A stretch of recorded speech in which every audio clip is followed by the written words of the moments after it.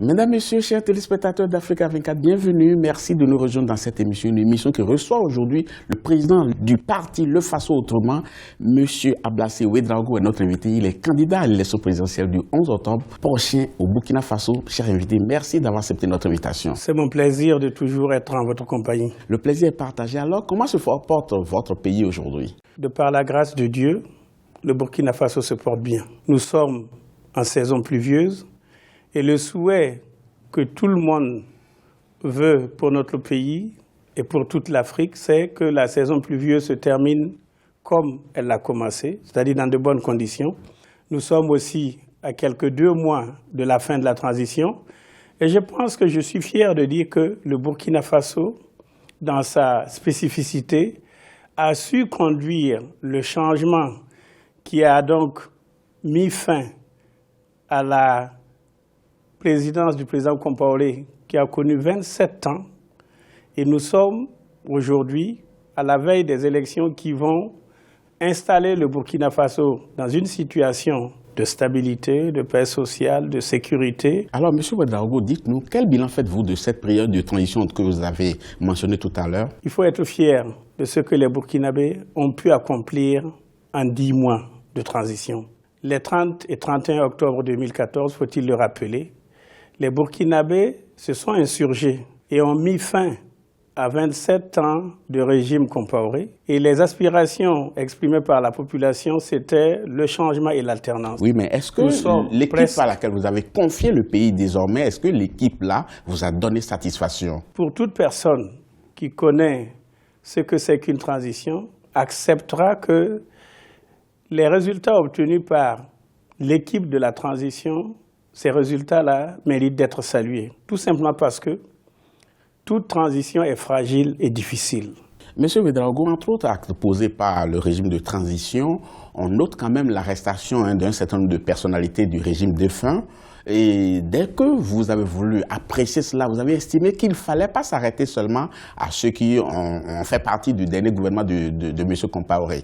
Non, je pense que toute la classe politique est unanime. Ah bon, unanime, vous avez dit? Oui, pour reconnaître qu'on ne doit pas faire de sanctions sélectives.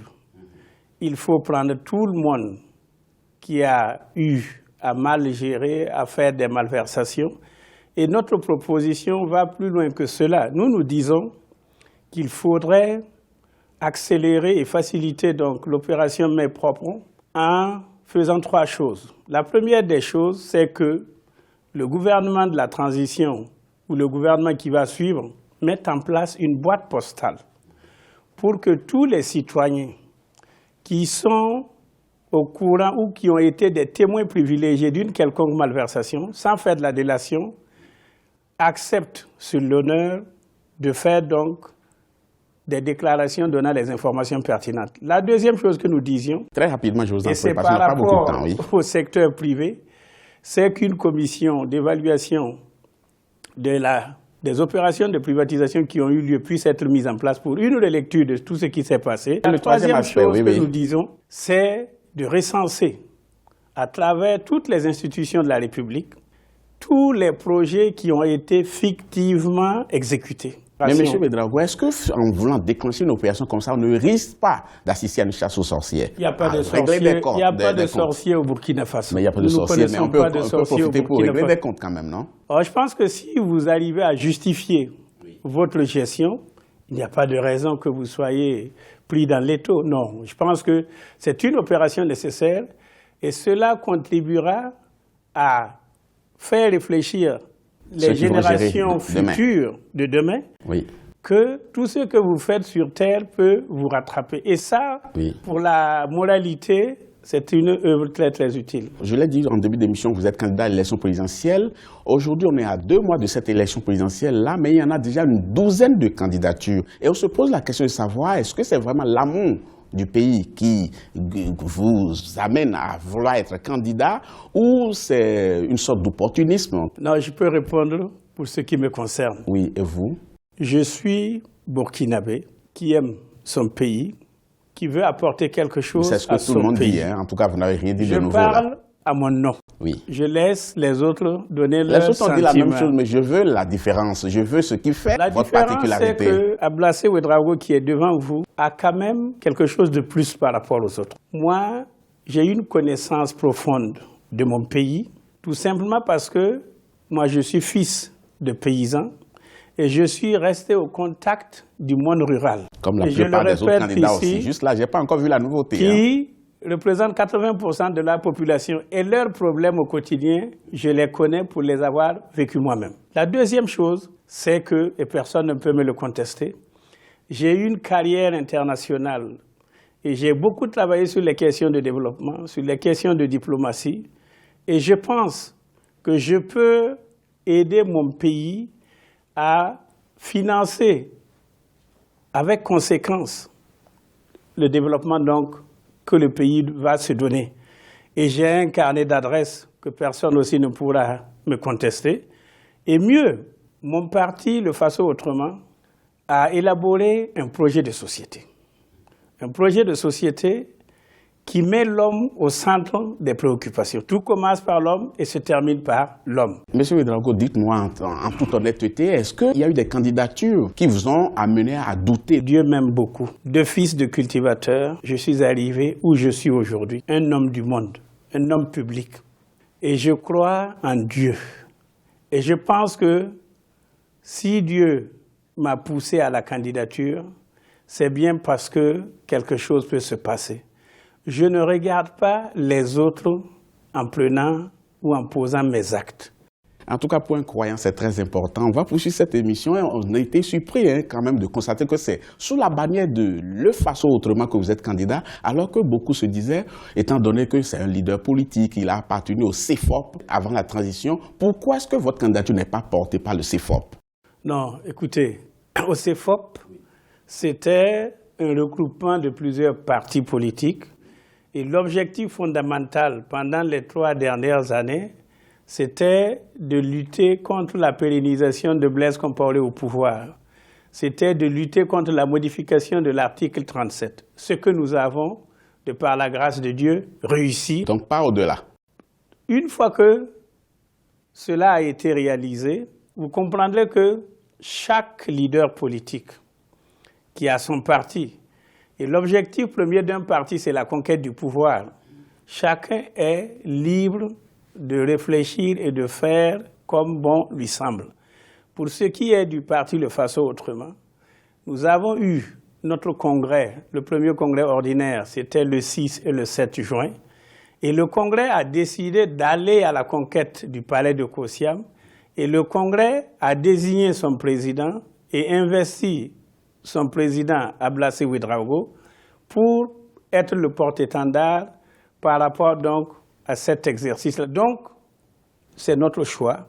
Dans une interview, vous avez quand même déclaré que nul ne peut gagner cette élection présidentielle seul. C'est vrai. Mais vous êtes seul. Pour l'instant, vous pensez que je suis seul. Mais dites-nous si avec qui Attendez, vous êtes. quand vous allez revenir couvrir la période de la campagne électorale, vous verrez certainement que je ne serai pas seul. Je vous vois dans la peau d'un président de la République et le Conseil national de la transition a initié quand même, a demandé que l'on poursuive l'ancien président Blaise Compaoré. Si les Burkinabés vous confiaient leur destin, qu'allez-vous faire? Poursuivre cette action? Si je suis à Kosiam, le palais présidentiel, c'est ça? Au palais présidentiel de Kosiam, moi, mon souhait est qu'aucun Burkinabé ne vive en exil. Donc, le président Compaoré, s'il choisit de revenir au Burkina Faso, il sera accueilli. S'il est poursuivi par la justice, il répondra à la justice. Soyons très clairs, M. Ouedraogo. Si le président Blaise Compaoré ira devant la justice, vous aurez un rôle à jouer dedans. Ma question est de savoir qu'allez-vous faire? Est-ce que vous allez accompagner ce mouvement qui est déjà entrepris ou bien vous allez donner un coup d'arrêt à cela? Non, je ne suis pas Madame Soleil. Laissez-moi m'asseoir dans le fauteuil de président du Faso. Donc vous n'acceptez pas que je dise que je vous vois déjà dans le fauteuil. Le président de Faso, autrement président de Faso, la distance n'est pas bien grande. Elle est trop mince, il n'y a que 2 petits mois là. Donnez-moi seulement la chance d'être dans ce fauteuil et revenez me demander. Mais vous avez parlé de vos atouts tout à l'heure, mais il y a un dernier atout dont on n'a pas parlé, parce que dans une interview quand même, vous avez estimé que votre appartenance à l'ethnie Mossi et à la religion musulmane seraient des atouts. Mais ne demandez pas que je renie ce que je suis. Je suis Mouaga, c'est même pas moi aussi, je suis Mouaga. Je suis musulman, je suis fils de cultivateur. Je pense que le dossier sur cette affaire est clos. Non, allons seulement. Je veux juste savoir. Allons aux élections seulement. Monsieur Ouédraogo, merci beaucoup. C'était un plaisir pour nous de vous avoir dans cette émission et d'éclairer la lanterne de nos téléspectateurs. Je voudrais, pour finir cette émission, que vous regardiez cette caméra et que vous adressiez le message de votre choix à nos téléspectateurs, aux Burkinabés qui iront voter le 11 octobre, et que vous leur disiez pourquoi ils devraient voter pour vous et non pas pour quelqu'un d'autre. Chers compatriotes, il n'est pas besoin d'être un charlatan pour comprendre que le candidat Ablassé Ouédraogo est le candidat qu'il faut à la tête du Burkina Faso après l'élection du 11 octobre. Tout simplement parce que c'est un homme d'expérience, c'est un homme de toutes les générations, c'est un artisan du développement.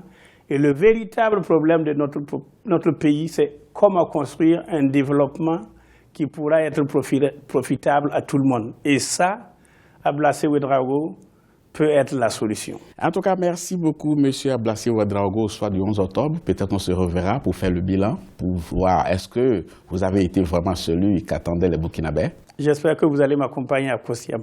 La première interview, je vous l'accorde. Merci beaucoup. On souhaite beaucoup de chance pour la suite de cette campagne qui s'annonce quand même tonitruante. On aura le temps de revenir et de donner toutes les informations nécessaires à nos téléspectateurs. Quant à vous, merci beaucoup de nous avoir suivis. On vous donne rendez-vous très bientôt pour un autre numéro. Merci beaucoup. À très bientôt. Tout de suite, un nouveau journal sur Africa 24.